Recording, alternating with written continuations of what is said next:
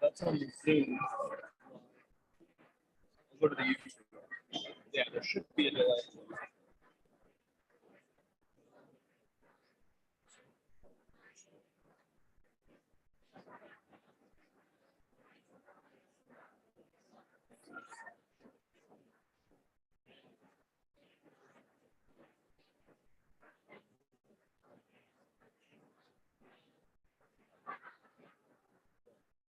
Yeah.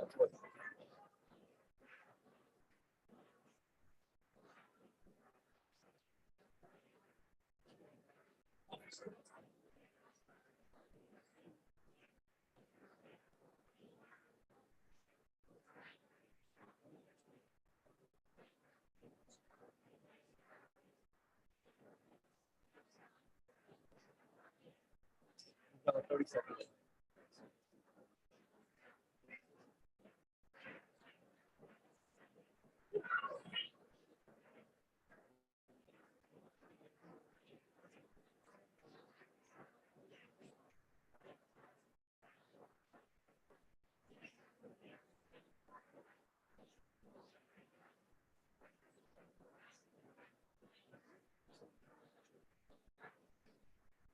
Haven't seen now.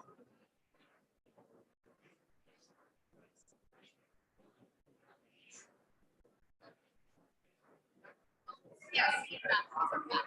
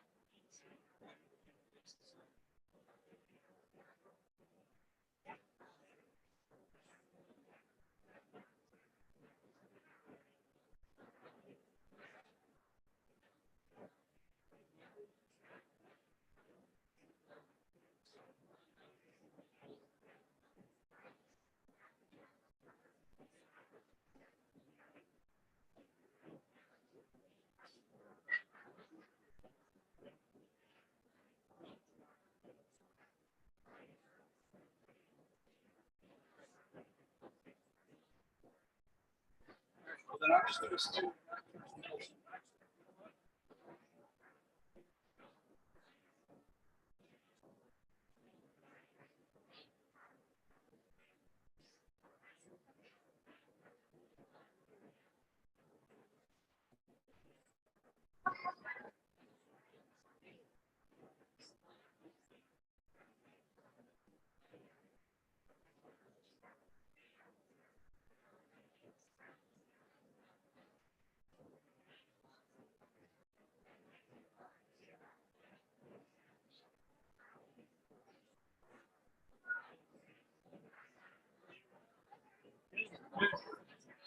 Absolutely.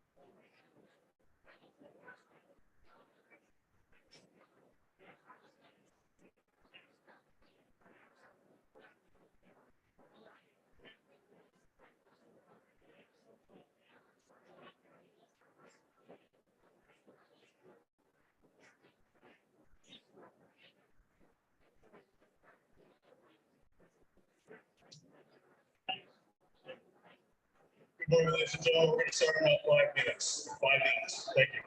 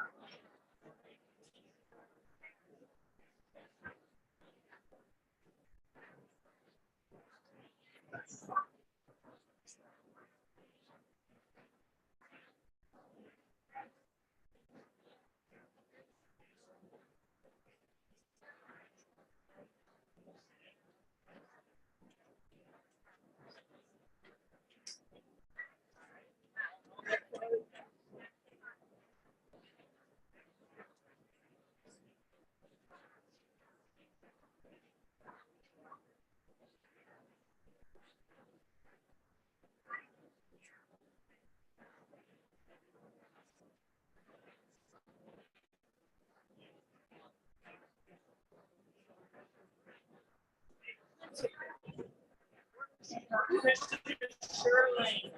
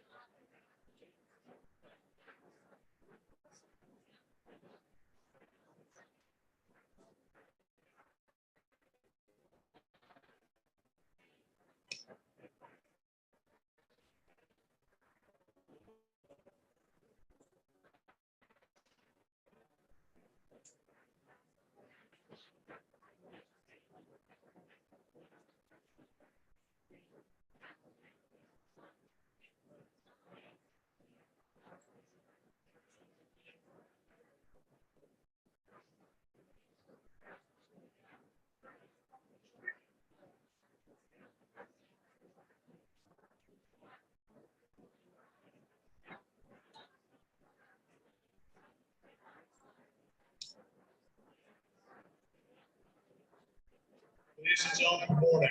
We're about to start.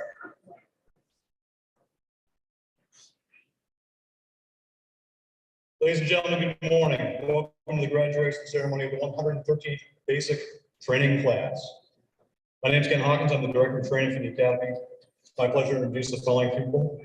Mount Criminal Justice Council Executive Director Ed Masada, Deputy Director Chris McKell, Director of Administration Lindsay Taverge, Chair of the Mount Criminal Justice Council William Sorrell, former Vermont Attorney General. Stan Young is here. Vice Chair of University of Vermont, Chief Safety Compliance Officer, and former Vermont Commissioner of Public Safety, Mr. Michael Schuler. Vermont Police Academy is proud to present the officers of K-9s to the 2022 K-9 Drug School. The graduates of that school are Officer Ben Bissett, K-9 Moose.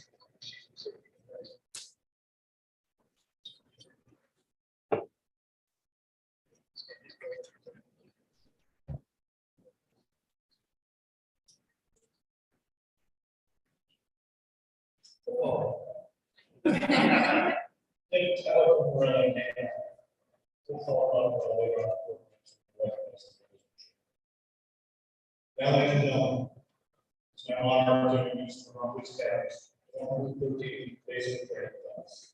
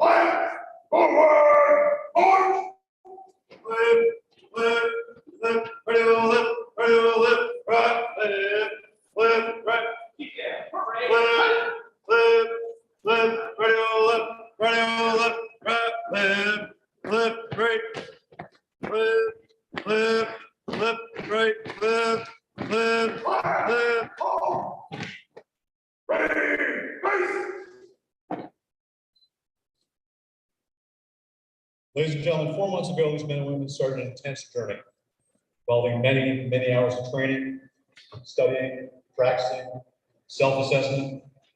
They learned the values of policing, they learned the laws of Vermont, the expectations of the state and communities that they have chosen to serve. They learned how to drive, interview, and apply defensive tactics. They learned how to respond to people with mental illness, disabilities, and victims of domestic violence. The training is not easy. 113 have persevered, and they are ready to begin their careers as certified police officers. They've undergone significant personal growth, embraced dozens of hours of physical fitness training, and incorporated core values of Vermont policing with their own belief systems. Graduated as one unified team. 113 are coming on the other side of this path as professional, competent, and disciplined officers who are fully capable of enforcing the laws of the state of Vermont. Many of these very small, largest, had a large hand in making this happen. I firstly want to thank each and every one of them for ensuring this class's success. We commend you all for sticking through 113. It includes all the people at home that helped. Their sacrifice made us such a level to achieve your dream of becoming a police officer. 113, through your work ethic, your perseverance, your dedication to your communities, you did it. You reached the very best of your career. Say true to yourself no matter what the future holds. Integrity will always be principles, core values. Never forget it. Live by it. We, the Vermont Police Academy, are proud to welcome the members of the 113th basic into the police profession. Lights, present, all. Ladies and gentlemen, 113th basic training class.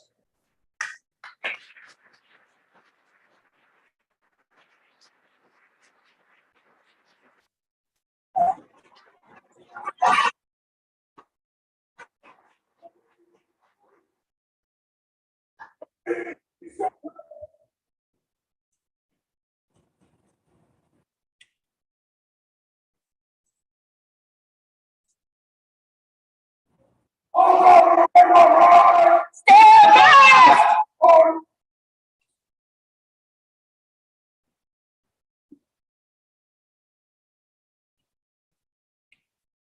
All right, march!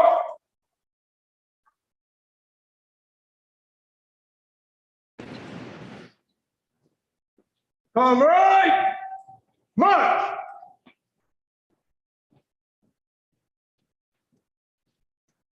Come right, march.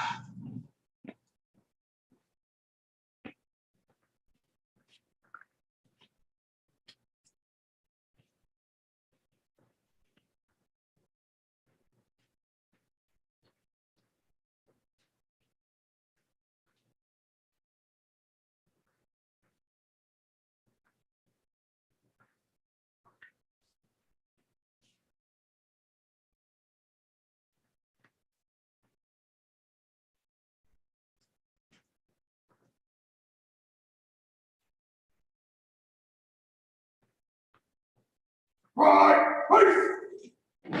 Ladies and gentlemen, if you would please rise for the playing of the national anthem. Left, half right, please! Present, all!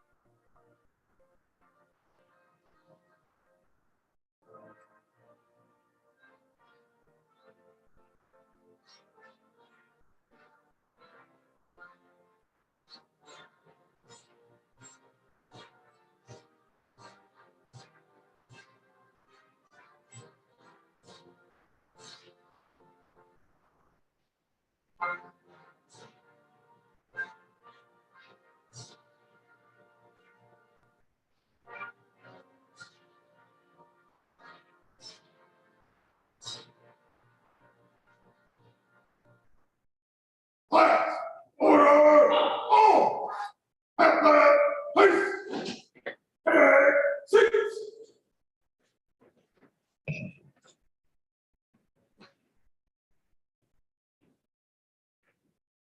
Now, ladies and gentlemen, it's my pleasure to introduce our keynote speaker, Michael Sherman.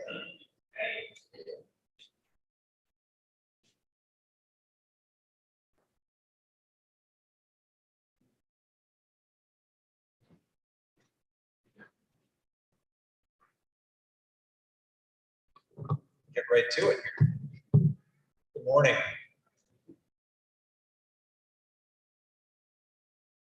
And congratulations, 113.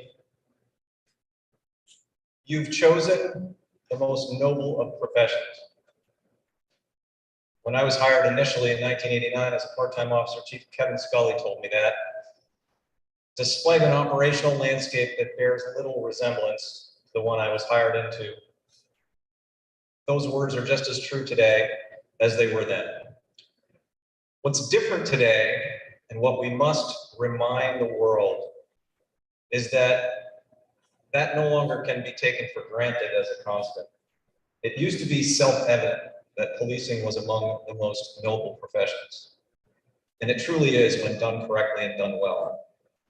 The challenge today is that you have to prove it. And that's the theme this morning. You've got to spend every day proving it. Among your most important tasks in 2022 and for the next 20, maybe 30, maybe more years, is to prove it each and every day by your words and actions. You're compelled to use the tools that you've learned here, and as importantly, the tools you'll continue to learn in your journey through field training and all the experiences that you will accumulate. The tools that making a case give you. Making a case could be the construction of an affidavit to present to a court, but today it's equally important to make the case to prove it. Hold that thought for just a second. It's an honor to be with you this morning, to see many folks that I've had the great fortune to serve with over the years, many new families and faces, and to be where a couple of years back, the 57th basic that I was part of graduated. There are at least a couple of members of the 57th here. I think Chief Steve LaRush is here.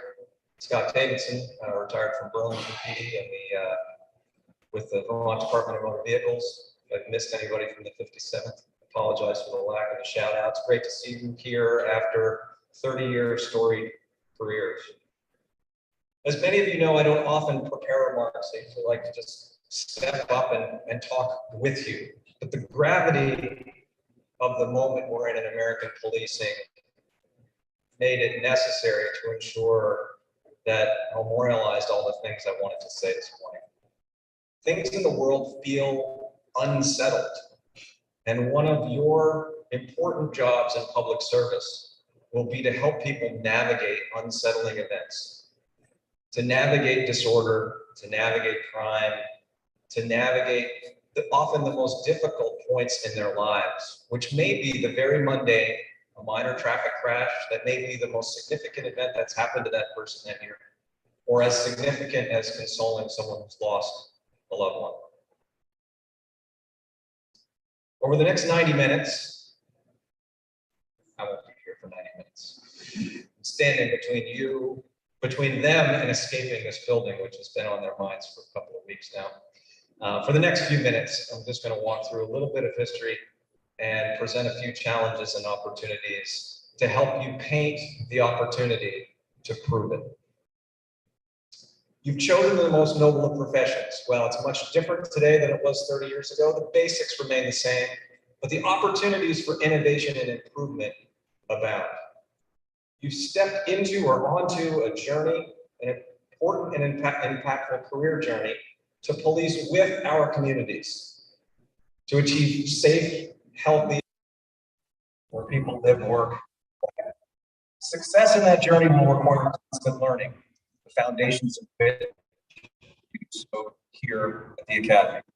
It will involve a necessary service mindset, willingness to consistently evolve and innovate and modernize, to constantly improve the way we work and how we engage people for safe communities and great outcomes. That journey is on a ship that hasn't been fully built yet. It's been being built for hundreds of years, and that will continue, sometimes through calm waters, but most often through storms and rough seas, because that's the nature of the work. At the end of the day, there's only two places where the buck stops, where you can call for help and there is no option but to respond. One is at the end of the 911 line, answered by our communications specialists around the state. Who will then send you to calls. And the other is in an emergency department. Those are the only places that can't say no when someone calls. Now, over the years, that's evolved a bit. Blue boxes on the street that had lights on them that would illuminate if there was a call, and a police officer was walking up and down Footbeat would walk up to that light, pick up a telephone that was wired somewhere else, and get dispatched somewhere. Simultaneously, if a citizen had an emergency, and they didn't have a phone, they certainly didn't have a cell phone with a camera, internet, and the light would illuminate the call for help. Today, we have more modern communications infrastructure. It's not perfect, but you've got multi-data terminals in your car. You have training. Rush and Scott Davidson and I were hired. We worked with people who had not had the benefit of attending that. They were handed a badge and a gun and out and shown how things were done. And the laws of Vermont, criminal statutes, could probably fit in a fairly small pamphlet of sorts. Today, it's a library of books, 3 or 4 of which contain essential components of things that you need to know. On cards, for those of you who don't know what an index card is, it's a piece of paper that's about this big. In file cabinets, logs were kept with typewriters. They look a little bit like a laptop computer. They make a little bit more noise. It's really hard to erase things, and they produce a single sheet of paper. That also gets filed in a file cabinet or binder. And that's how we were keeping records not too long ago. Incident reports. Many of you have heard the term punch me a card or punch me an incident. Well, what the heck does that mean? That means we actually used to use time clocks, punch cards, and we would emblaze the time a call came in, the time it was dispatched, the time an officer, an ambulance, or a piece of fire apparatus arrived, using a time clock. We don't do that anymore. And in order to call dispatch, you didn't have a cell phone. We would actually pull up to the side of the road to a payphone. These are physical phones you can walk up to. For those of you who've never seen one, we wanted to talk to dispatchers to find out what we needed to know that couldn't be put over the radio. Today, it's a little different. And the types of things we respond to are a little different. There's quite a bit more social service response. There's quite a bit more intersection with underpinning issues like mental health, substance abuse disorder, and much more complexity in the problem solving that happens on the street relative to those things. The pace of professionalization and modernization has been brisk as we look to meet the challenges and the difficulties of working in some of the systems I just described. Tools and training have transformed the way we respond to calls in many ways. The skills you've learned over the last few months are the underpinnings, the beginning of a process to become professional police officers that have a scope of knowledge that we couldn't have envisioned 30 years ago. The future is something you will shape. You will help your organizations, your communities, and your fellow law enforcement officers and a wider array of public safety professionals tackle challenges, some of which we're aware of and some of which will emerge while you're working. By way of example, when we started in 57th graduated, the internet was not really a thing, and all the crime associated with the internet and all the issues related to social media didn't exist. It ushered in a whole new realm of challenges. 3 things that you will likely be tackling in the not too distant future. The use of data, which we use now, will grow exponentially.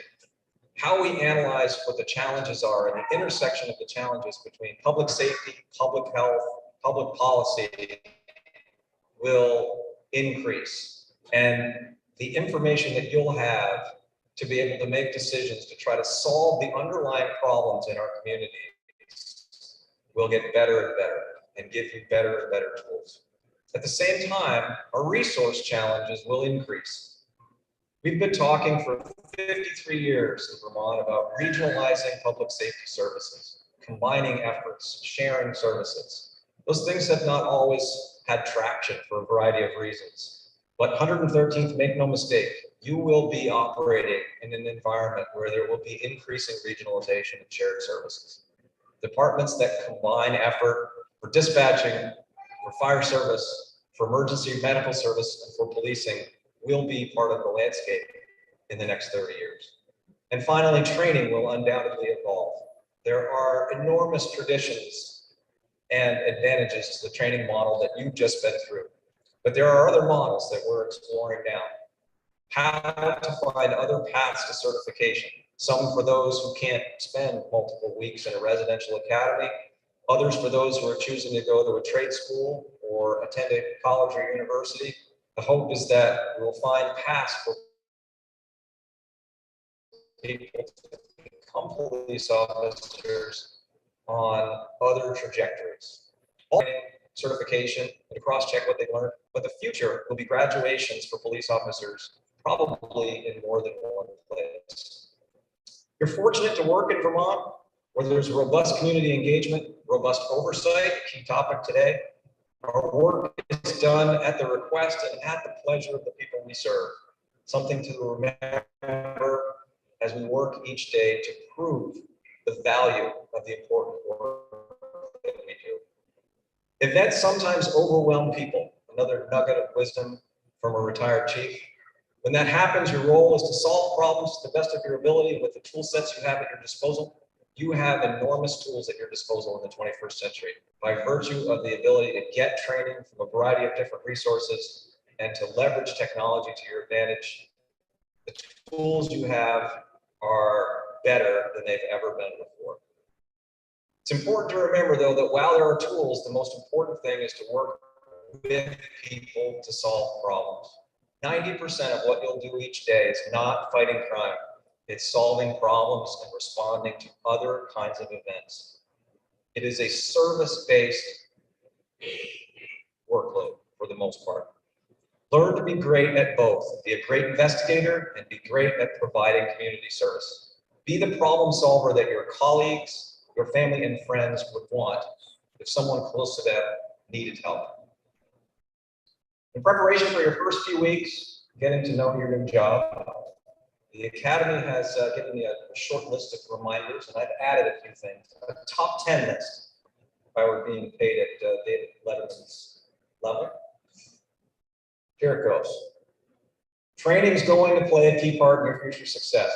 Remember your experience here. Remember that despite curveballs from things like pandemics, staffing shortages, and other unanticipated or anticipated but events you couldn't control, that the training environment is adaptable.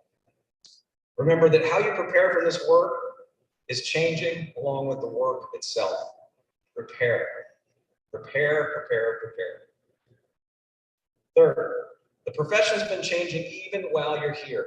It's another way of saying the pace of change is pretty staggering in the 21st century. It's going to change on an ongoing basis. And at the end of the day, there's two things that humans don't like: the status quo and change. Embrace it. It's going to happen. Be part of shaping the future. That change ultimately is good. Next, public trust is the foundation of your work, and it is measurable. Fifth, each day, practice and emphasize conflict resolution, engaging with people, solving their problems at the lowest level, fix the issues before they become big ones. Prevention, just like a healthcare model. Sixth, officer and employee wellness is more important than ever. Take care of yourself, take care of each other. Be mindful that stress is a real thing. Physical injury is easy to see. Other types of challenges, not as much. So keep an eye out for those things and take care of each other. 7, said this earlier, the staff wanted me to remind you, data and transparency are critical to 21st century policing, and more importantly, to government operations in general. And the last 3 are things that I've added. There's some folks out there who could guess what the first one is, because you've heard me say it many times. Social media is the devil. It's not real life. It's a great place to share photos and keep connected to family, but be cautious, be judicious, be careful about what information you consume, how you consume it, the accuracy of it. Be careful around social media. Second, never stop learning and growing. It's been a consistent theme for the last few minutes, both professionally and personally. It will enrich your life, it will enrich your career, and it will give you endless opportunities. And finally, slow down. This applies to day-to-day encounters in your work. It especially applies to driving your police cars. Slow down. You have to get there in order to be effective. few extra seconds can make the difference between a successful outcome and a tragic one. But slow down those complex situations that you're responding to. Take a moment to think, to use your training and to respond in the way and to employ the skills that you've been given both here and the ones that you'll get soon. Finally, if you and your teams back at your home agencies and in your communities focus on the core, we will continue to do a great job of proving the importance of the work that you do. And in doing that, it starts with what you see here.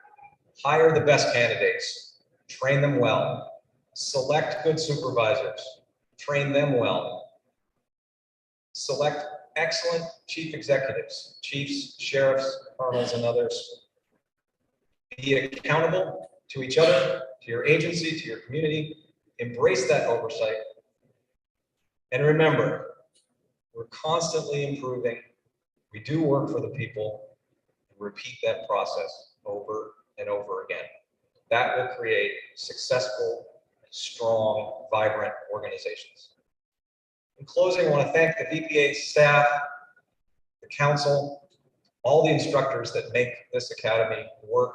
For those of you who don't know, it's done on a volunteer basis. The overwhelming majority of instruction is done by folks who come from agencies all over the state to share their knowledge and insight with each and every academy class.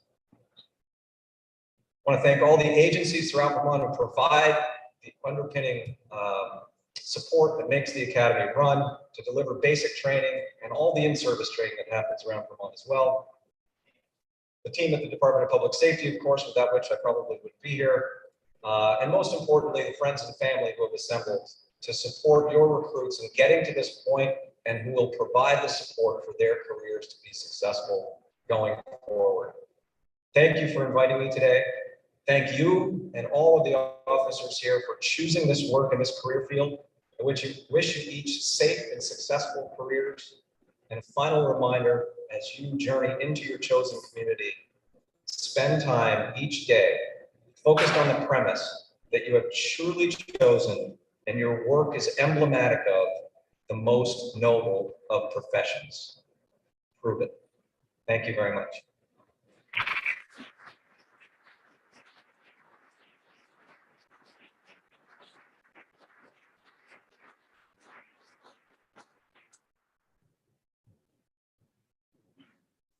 Slow down, 113. Where have you heard that before?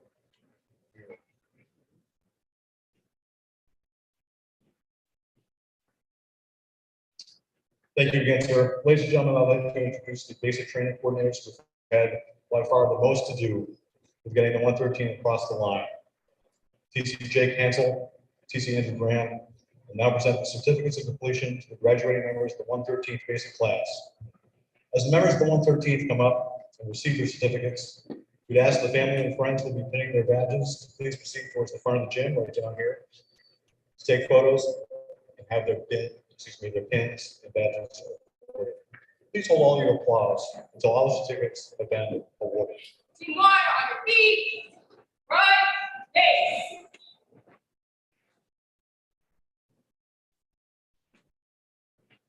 Davey Flynn, Milton PD. Being his badge, his brother Lance Flynn and father Frank Flynn.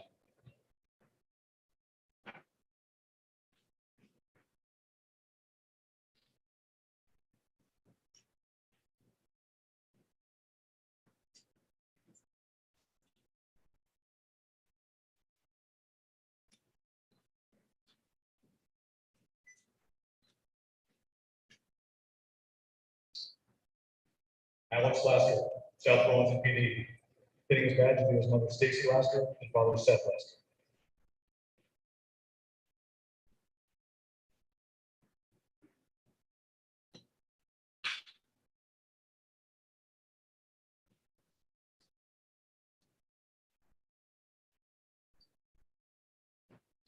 Joshua Piante, Rutland County Sheriff's Department. Getting his badge will be his mother Athena Lansing, and father Thomas Piante.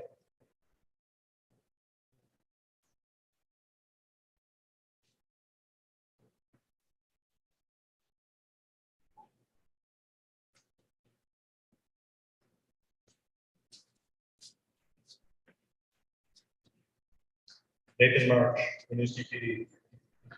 Pinning his badge to be his grandmother, Zelma March.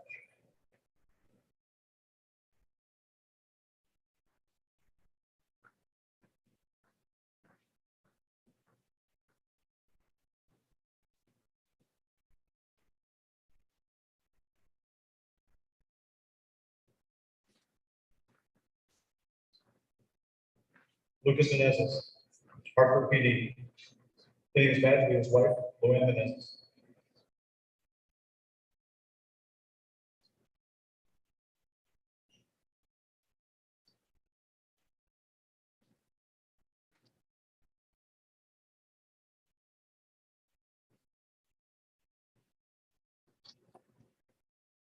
Cameron McCutcheon, Vermont State Police. Pinning his badge to be his mother, Penelope McCutcheon, and his father, Gordon McCutcheon.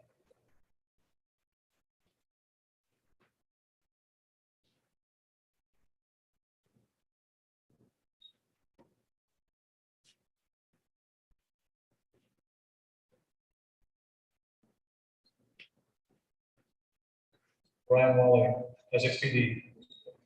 Pinning his badge to be his mother, Deborah Wally, and his father, Chris Wally.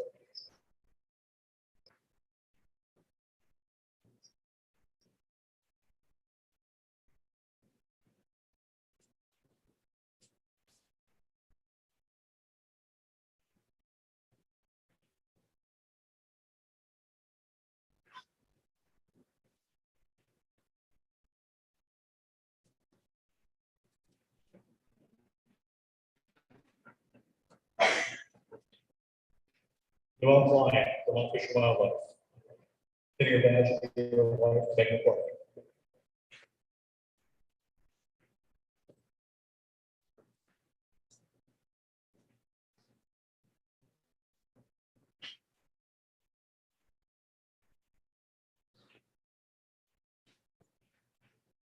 Cody Johnson, Scarborough PD.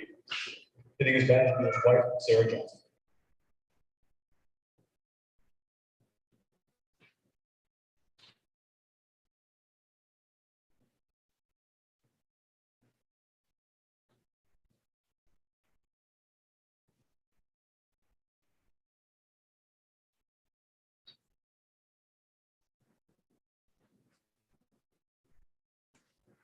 Sabrina Bruton, Williston PD. Pinning her badge to be her Donna.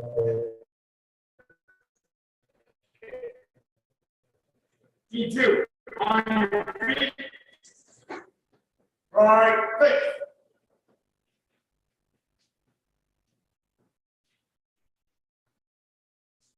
Jennifer Voss, Vermont State Police. Pinning his badge to be Trooper Sergeant Todd Be Gordon, watching, Vermont Steve. State Police.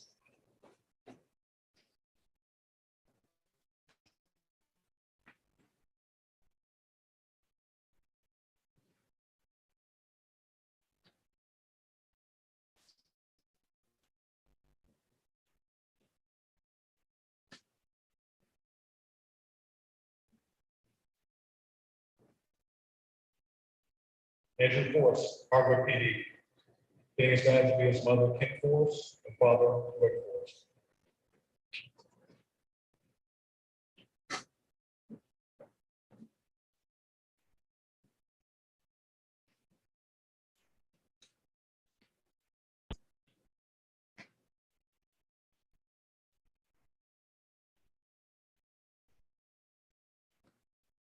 Bryce Moody, Windsor PD. Pinning his badge to be Chief Jennifer Frank, Windsor PD.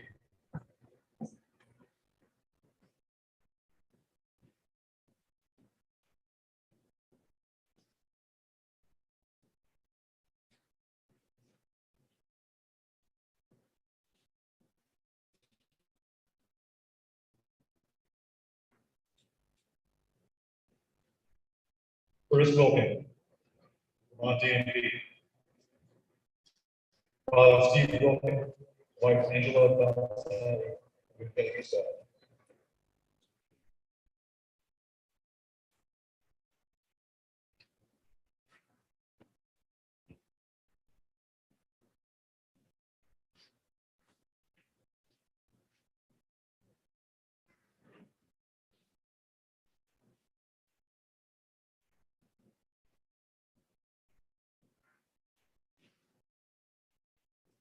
Cody Wilson, South Burlington Police Department. Pinning his badge to be wife Rachel Wilson.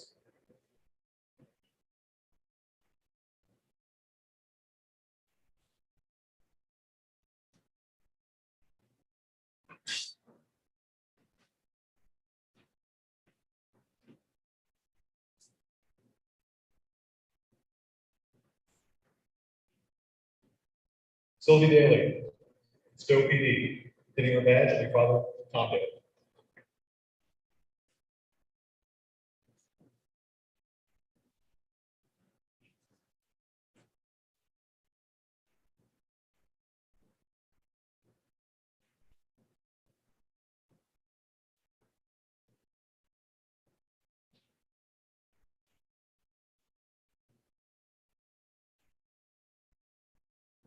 Digesh Karan, Burlington PD. Pinning his badge to be his wife Yana Karan.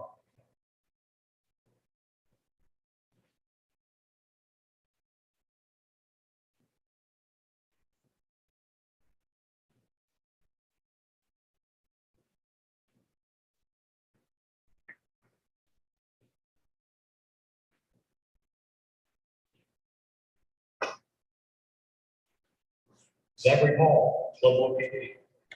Pinning his badge to be Officer Jeff Warford.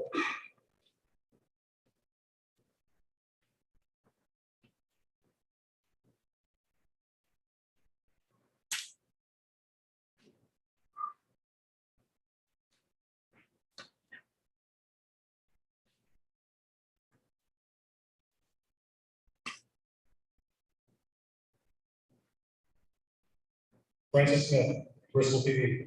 Pinning his badge to be wife Tasha Luigi, son Kate. Team 3 on your feet. Right face.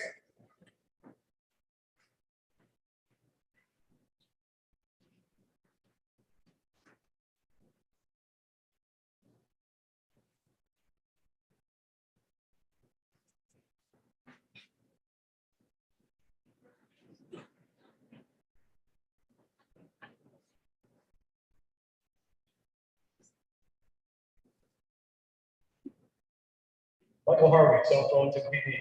Pinning his badge to be his father Dennis Harvey and mother Christine Harvey. Team 2, take a seat.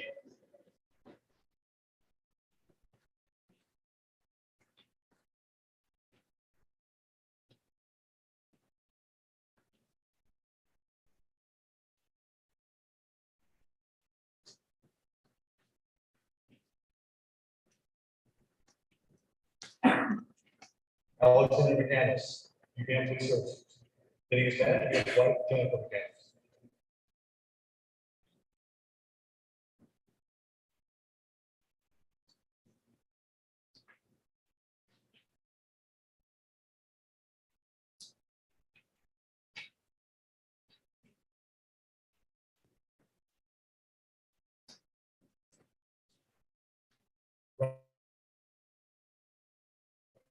Pinning his badge to be his father Jesse Merritt and mother Diana.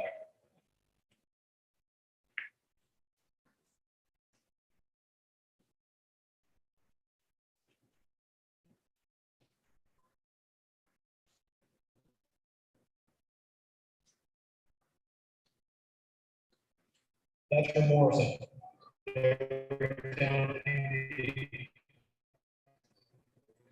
Pinning his badge to be his father Mike Morrison and mother Anissa Morrison.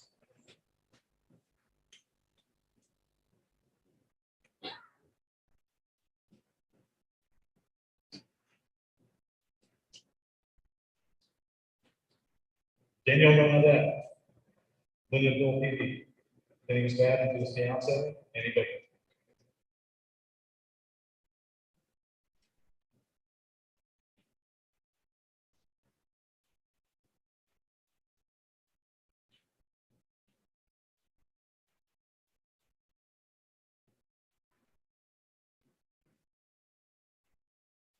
Colin Moran, Berlin PD. Pinning his badge to be his father Moran and mother Angela.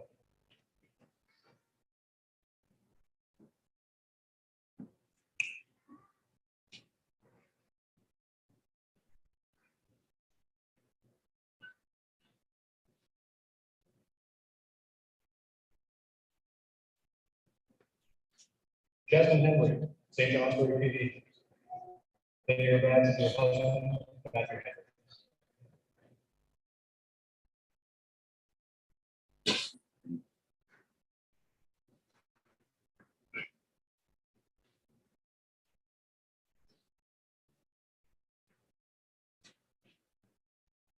Nadia Lazzarini, Brattleboro PD.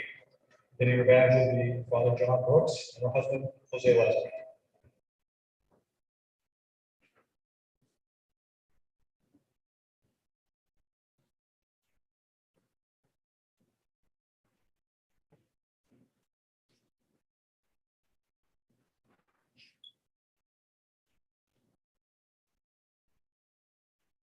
John Trauma, Vermont Fish and Wildlife.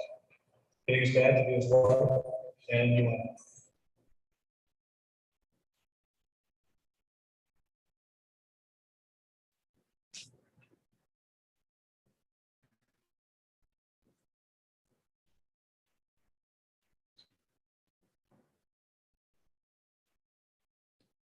David Wicks, Vermont State Police. Pinning his badge to his mother, Patricia Wicks, and brother, Justin Wicks.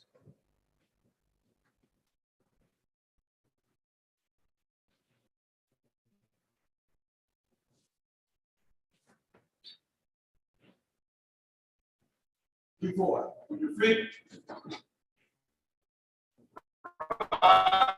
Face. Jackson Jenkins, Orange County Sheriff's Department. Pinning his badge to his father, Brad Jenkins, and his mother, Heather Jenkins.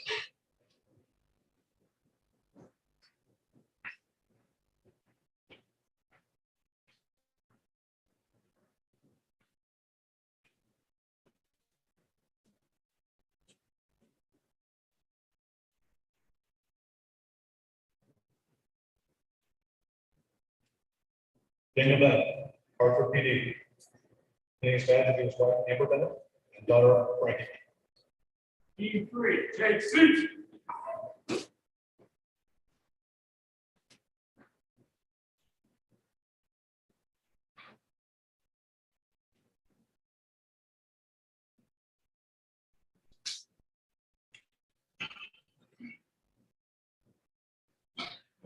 Tyler Cooper, Swan PD. Pinning his mother, Melissa, and father.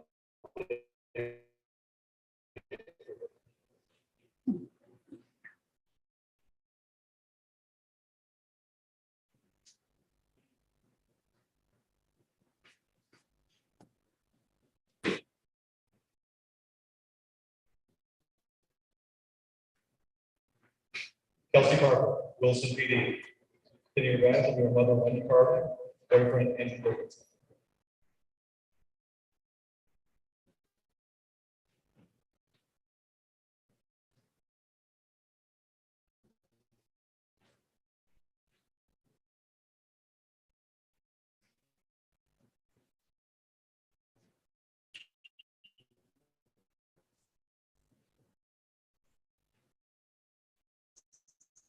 Joshua Callahan, Colchester PD. Pinning his badge to his wife, Tracy Callahan.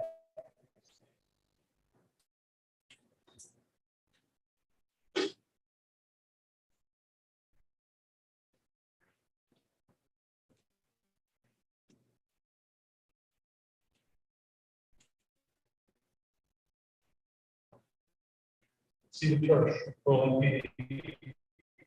Pinning his badge to his wife, Sarah.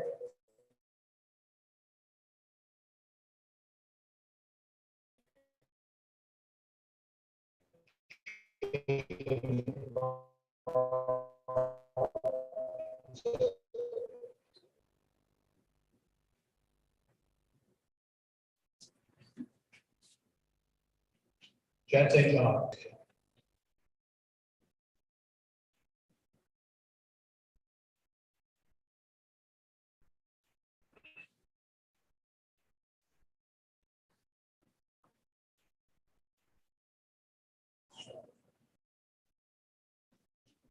Hunter Croft, Colchester PD. Pinning his badge to his mother, Steph Croft.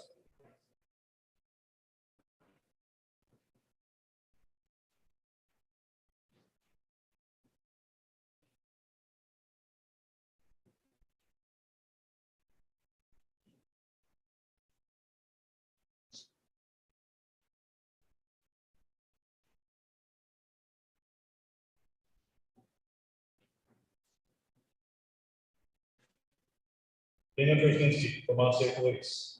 Putting his badge to his mother, Teresa Krasinski, and father, James.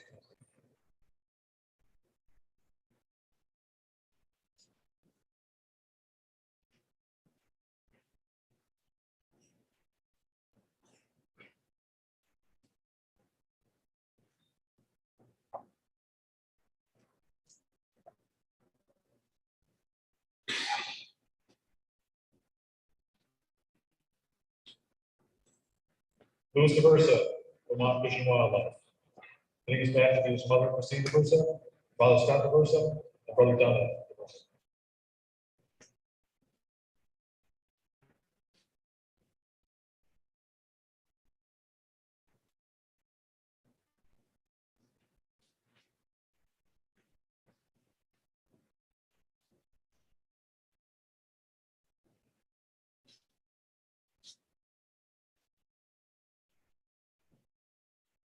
Brandon Grow, Vermont State Police. Putting his badge to his mother, Becky Grow, and father, Chuck Grow.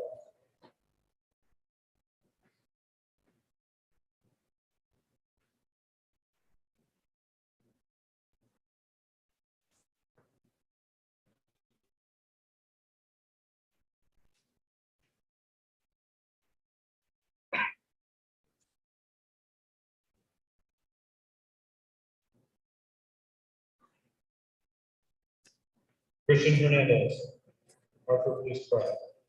Pinning his badge to wife Tamara Hernandez and brother Alexander Hernandez.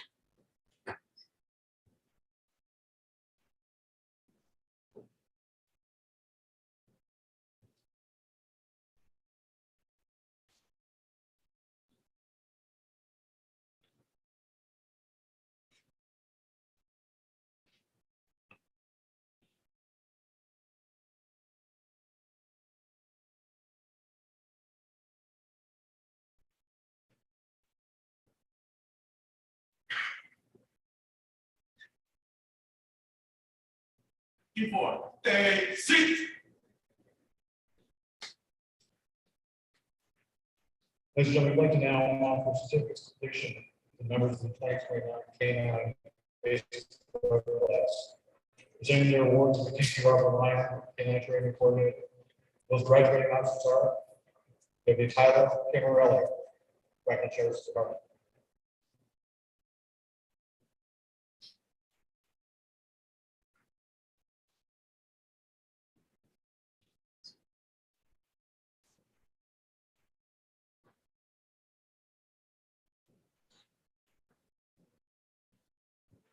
With Deputy Tyler Camarelli as his K-9 back.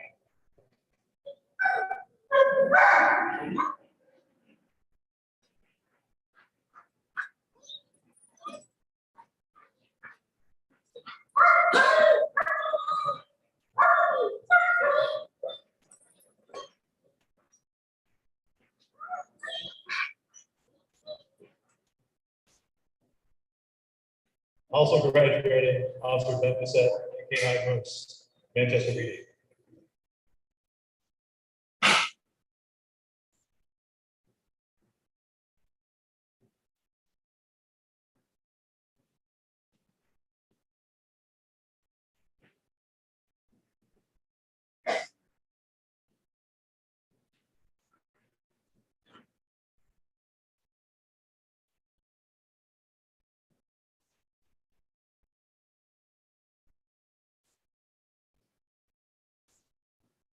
Thanks, Mr. Ryan. Second row, thank you. Sheriff Rob, thank you very much. Ladies and gentlemen, we would now like to administer the oath of office. On your feet. We invite all sworn officers to reaffirm your oaths.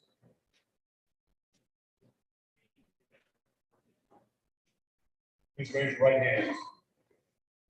On my honor, On my honor. I will never betray my badge, I will never betray my badge, my integrity, my integrity, my character, my character, or the public trust. or the public trust. I will always have the courage I will always have the courage to hold myself and others accountable to hold myself for all our actions. for all our actions. I will always maintain I will always highest ethical standards. the highest ethical standards, and uphold the values of my community and uphold the values and the agency I serve. and the agency I serve. Congratulations, 113, you're almost there. So close, so close. We would now like to present individual awards to the members of the 113th basic class. Relax, 13. You can look around. They're here for you. It's okay. Starting with the highest academic achievement award. This award will be presented by Sheriff William Boniak of the Orange County Sheriff's Department. This award is given to the member of the graduating class who earns the highest grade point average. Grades include scores in all blocks of instruction, criminal law, motor vehicle law, crash investigation, patrol procedures, use of force, all of them. The winner will receive a $500 gift certificate donated by the Vermont Sheriff's Association. I'd like to ask Deputy Jackson Jenkins of the Orange County Sheriff's Department and Officer Stephen Tersh of the Berlin Police Department to stand up and come to the center stage.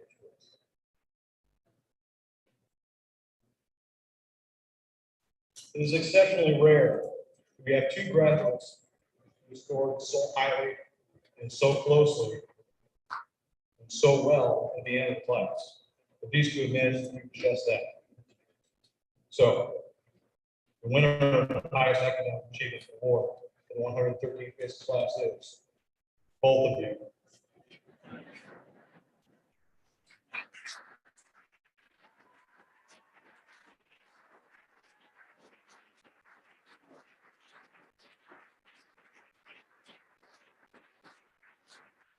Would you like to be able to do that one individual, but they both scored an outstanding 94.95 overall GPA. Tough to beat. Next is the Director's Award. This award will be presented by Chief General Frank from Lynch PD. She'll be presenting on behalf of the Chiefs of Police Association high levels of 10 core values as determined by the training staff, particularly leadership, professionalism, discipline, and teamwork. The winner of the Director's Award is considered the distinguished honor graduate of his or her basic class. Their selection reflects great credit on themselves, the department, the class, and the Vermont police community in general. The winner receives a gift certificate from the Vermont Association of Chiefs of Police. The winner of the Director's Award for the 113th.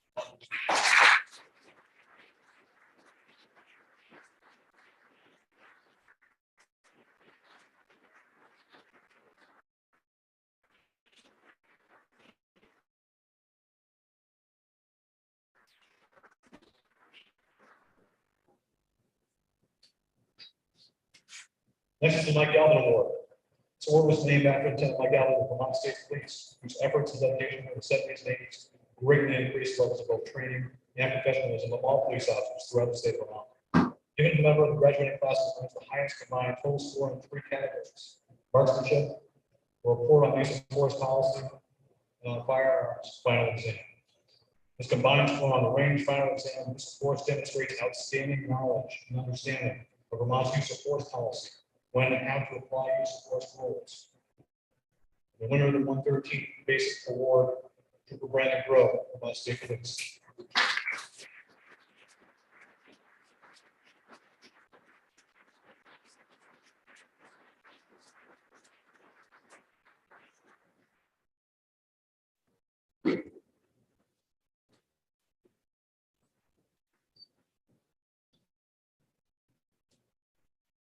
Top Driver Award.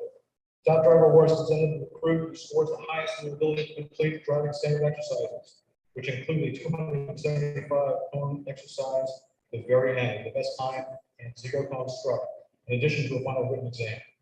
The exercises require the control vehicle operating at both forward, backwards, recognizing the relationship of vehicle to fixed objects.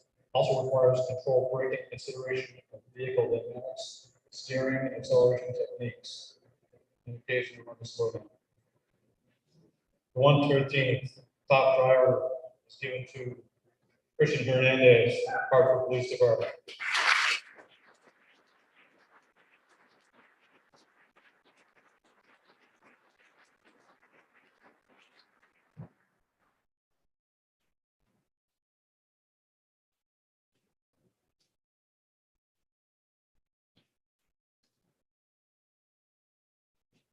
Eugene Giotti Award.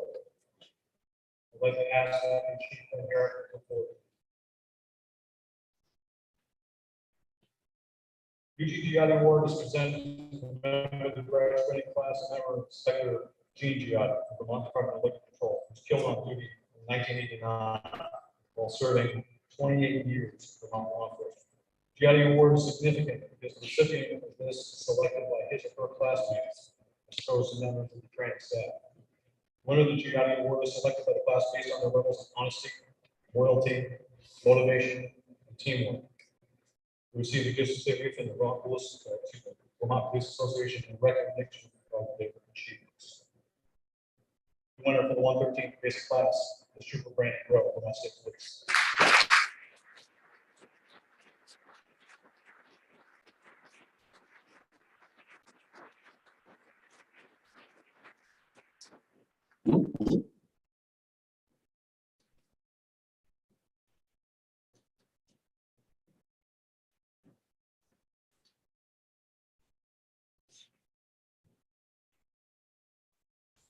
Rob Osborne Instructor Award, given full-time basic classroom instructor who excels in demonstrating subject matter expertise, professionalism, dedication, great commitment to ensuring that the students learn and understand the materials presented. The winner of the award is selected by the members of the basic class. The winner of the instructor award, the 113th basic class, is firearms instructor Corporal Randy Lopez of the Burlington Police Department.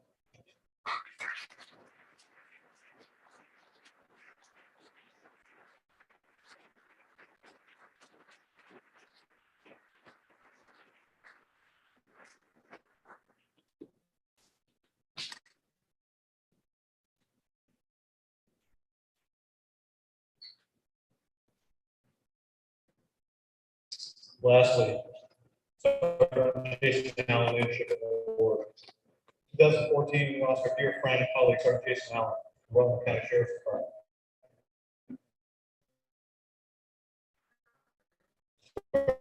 Allen excelled in demonstrating leadership motivation. He's done a great deal this after at Vermont Police Academy. Jason Allen Leadership Award is given to the full-time basic class teaching assistant selected by the recruits who exemplifies these characteristics. Winner of the Leadership Award for the 113th basic class is Officer Nicholas Stewart, Middlebury Police Department.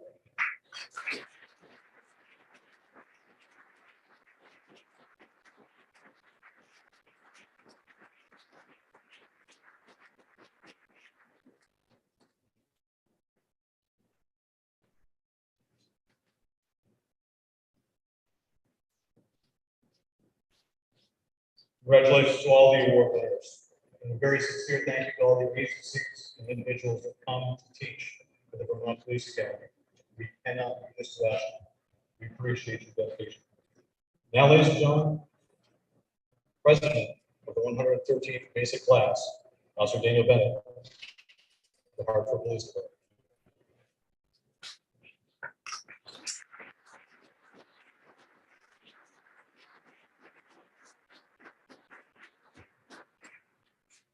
Thank you, Director Hawkins. Good morning, everyone. My name is Officer Daniel Bennett. It is my honor to welcome you all to the graduation ceremony of the 113th Basic Academy class.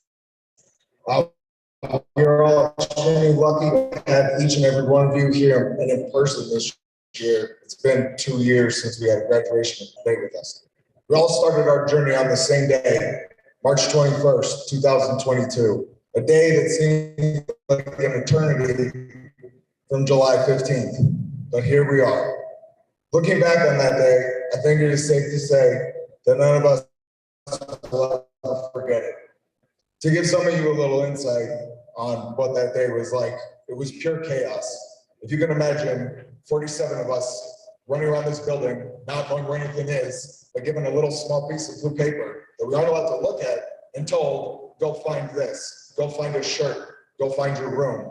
All while trying to remember the greeting of the day, sir, ma'am, because we all messed that up once or twice. It was a day of chaos, but it was a day that we all shared. A day that at that time was a blur. So we got to like 2 weeks later and I had to write a report for TC Hansel. but it was the day that brought us together as one. And it was the start of our story of the 113th. As a class, we've been through a lot.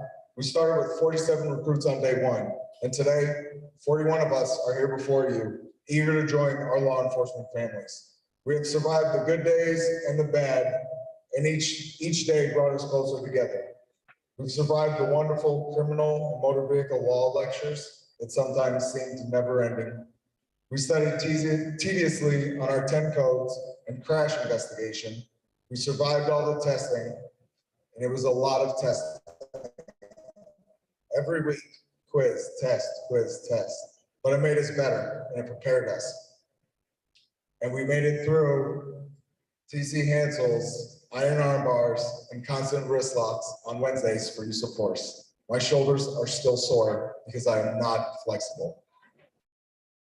These past 4 months have prepared us for a task. The task of being a police professional, serving our communities, and backing our brothers and sisters. We don't pretend to know it all because we don't, but we strive each and every day to learn more and to get better. It seems as though the more you learn, the more you realize there's even more to learn. But we all have to start somewhere, and we're starting here today. Before you is an amazing men and women who've all made the choice to step up and serve their communities at a time when law enforcement is in one of its greatest needs ever. And these people have stepped up and are looking forward to making a positive impact in their departments and in their communities. This graduation is a symbol of hard work, dedication, passion, and a love for this job. It takes a very special officer and person with the right mindset to step up and say, I want to be a police officer, especially now. And there's 41 of us here today that have all said that and are eager to get out there and help. A huge thank you goes out to the amazing staff and everyone from around the state who's donated their time to get us here today. A big thanks to our kitchen staff, who at times got frustrated with us because we didn't dwindle down that much, so we're still 41 and we ate a lot. 3 meals a day, feeding 41 people who are growing, trying to get stronger and better. It was a lot on them. Huge thank you to them, and sorry for the mess. A special thank you to the TAs, instructors, role players, and everyone who would come selflessly and gave up time with their families, came in on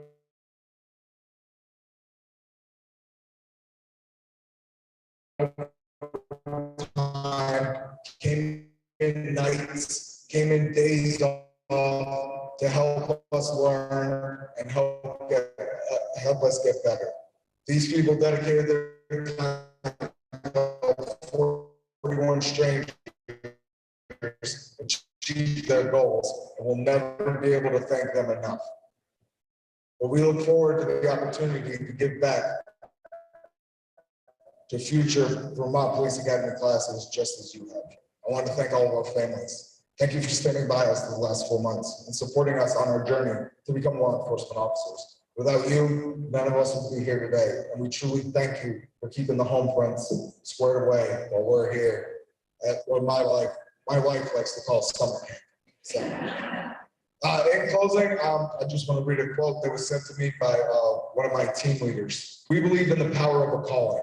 We believe in honor and sacrifice, encourage through the danger and strength through the struggle. We believe in hope. We believe in the power of will and justice and in a new day and in making a difference. We will never, while others turn a blind eye. There will be burdens and risks, loss of brothers and sisters, and the challenge to keep going. No matter what confronts us, no matter the danger, we will keep our faith, our hope, and our courage. We are defenders and peacekeepers. On that note, Time Lord, for the last time, secure time. Time! Thank you.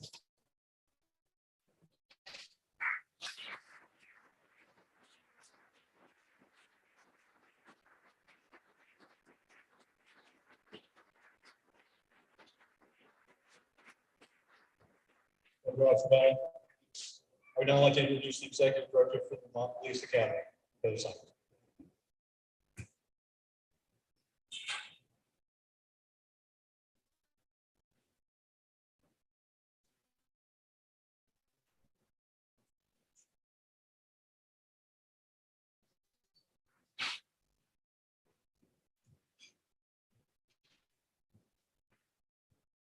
Hold, please.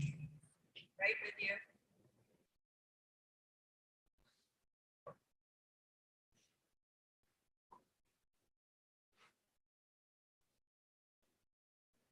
Please continue to hold.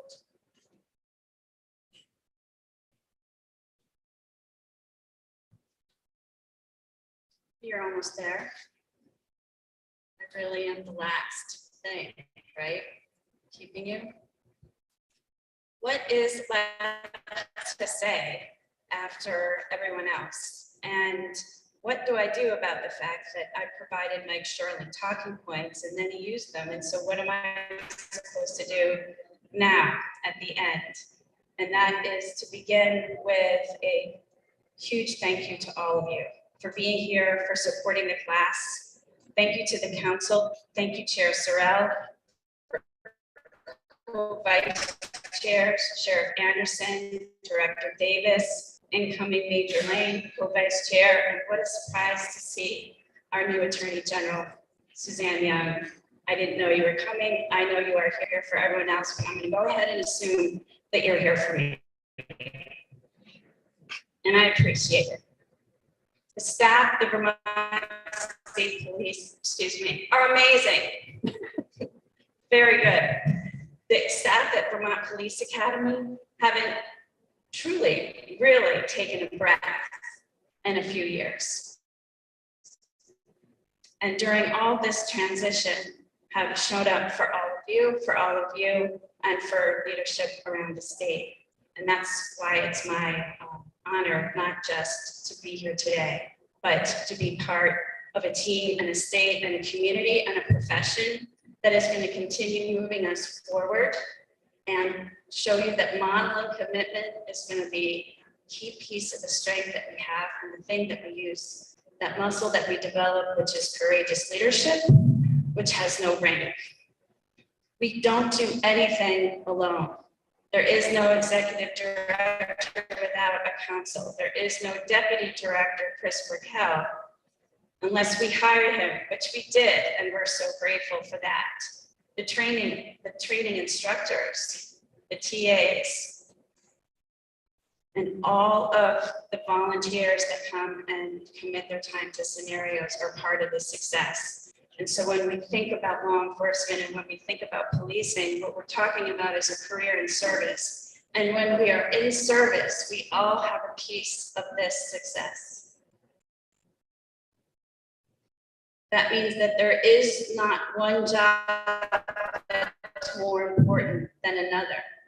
There isn't one unit that's better than another unit, another department that's better than another agency. That without all of us working together, we won't get where we need to be. And that's what we want to do here at the Academy, which is model the importance of communicating and reliving the lesson every day, that it doesn't matter how much you put on it in terms of resources or skill. Without trust, we are not our best, and that everyone is waiting for us. People are always waiting for us. And when we get bogged down with communication and bureaucracy and decision-making, that's critical. It has to happen in order to get the work done, to be clear. But if we're not trusting and talking, and we're holding up the show for the folks that are indeed waiting for all of us. I want to refer to what Commissioner Sherling said earlier. With regards to the country, we are in unrest. It feels like chaos, perhaps. Well, let me just back up and say, social media is the devil. He's absolutely right. And what that means is it's up to you to steer your opinion about how you support your work, your family, each other, and your colleagues. And things do feel uncertain in this country. You know that.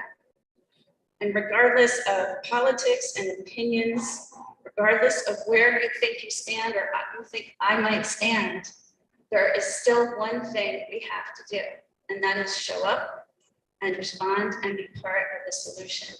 And in the middle of all this that's happening, you chose this. Capital hearings are happening.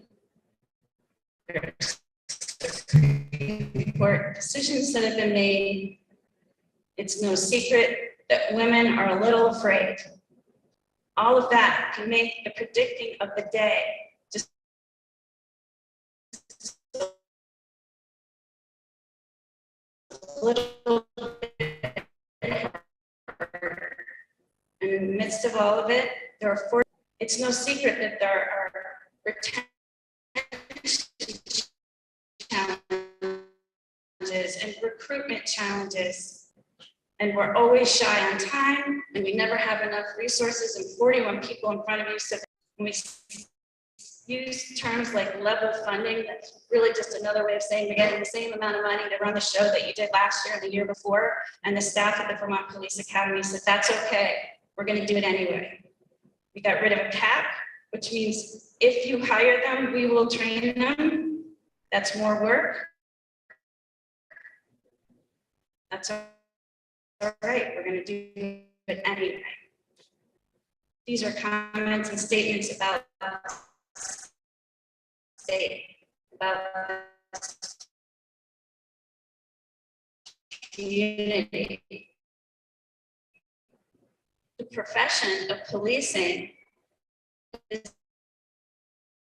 different than it was a year ago.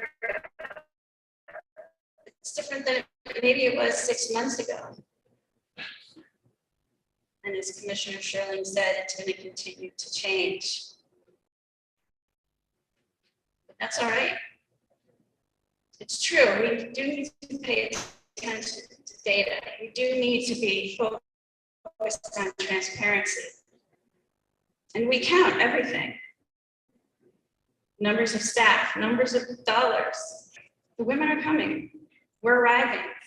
There are women leaders in this state who are in their positions, including myself, because of the strong, credible, amazing male leaders show up. And in the most terms, put their money where their mouth is. It's not lip service in this. And operations meet up. If it doesn't make sense in policy, you can't train it.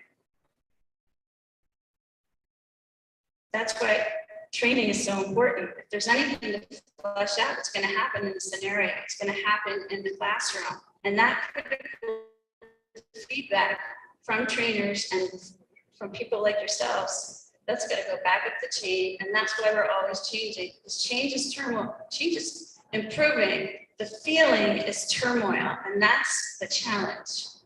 Don't worry about it. You got this. In just a few minutes, you will be beginning your career, and it's a career of learning. You are now prepared to begin your career of learning. I know it feels like you're done, but you're not. You're barely started. This is all information. It's just when you get comfortable, you'll get promoted and you won't know what you're doing and you'll have that same feeling of turmoil. Well, that's leadership. That's change. That's improvement. And that's why we're here, to be part of that, to participate in that. You have another job. In a couple of minutes, you're in the business of recruitment. What you say about your work influences who does the work.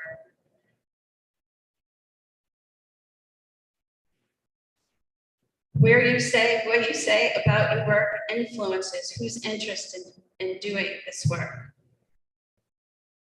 which is rewarding and challenging. It has to be a lot of good things, but because I just heard a lot of discussion about how hard this work is, so it must be pretty incredible. We can have recruitment officers and we can have recruitment offices, but the work of recruitment is done within the workforce. And remember, please, that if you love this, then talk about it. because more people will want to do it.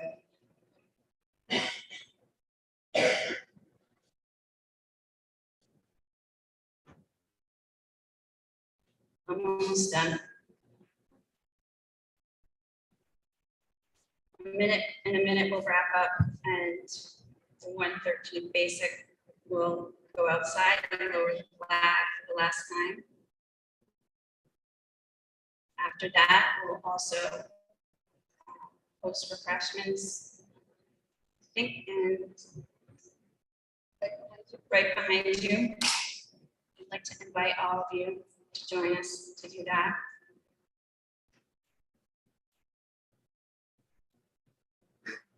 We have one police academy in the state that's very unusual. So this is the place we want you to come and spread the word, be positive, and come back and train. Be good to your families. And I would like also to add to family and friends that are in the audience. This is one of the most important things you'll do. You are also in service. You are part of the success of this profession. You've held down the fort and picked up the pieces while your family has been away. And that won't change. And this is the first graduation in a couple of years. And the 112th and the 111th and the 110th didn't get an in-person graduation. And that was the first act of service from the families. They didn't get to do that. And so be thinking of them in ways that we can also acknowledge them. And lastly, wellness is very important. I know that you're supporting these officers. I know that you are ready to pick up the pieces again and again. And we appreciate that as a state and in leadership. They will see things that maybe they haven't seen before. They'll experience things that maybe they need to process in a different way. And that's all right. I know that you are there for them, and they, your families, are here for you.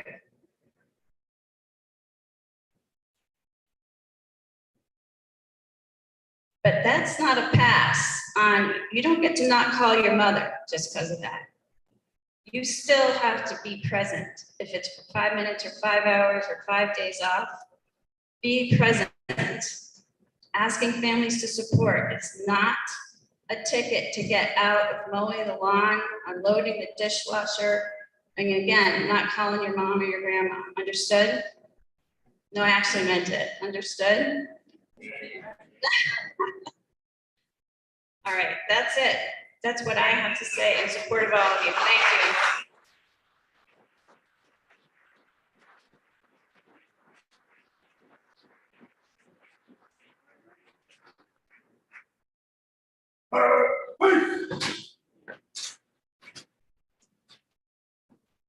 On